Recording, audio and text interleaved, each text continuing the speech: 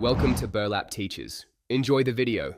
You'll begin by confirming basics so nothing blocks the cleanup. Open Settings and update iOS, then update Google Photos in the App Store. Once done, launch Photos and sign into the Google account that holds the images. This ensures you clear the right storage. Next, tap your profile to view storage.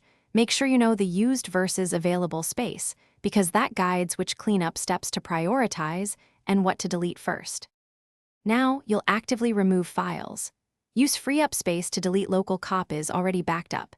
This instantly recovers iPhone storage. Then sort by size and manually remove large videos and duplicate screenshots. Long videos cost the most. Make sure to pause and confirm items are backed up before deleting. Also check backup and sync.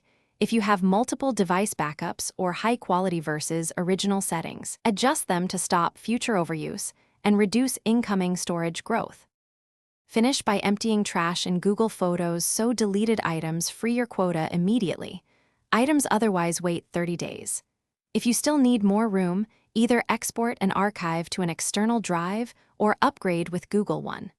If sync or storage numbers look wrong, sign out and back in, force quit the app, or toggle backup and sync off and on to re-trigger scanning. These steps usually resolve stuck uploads or report.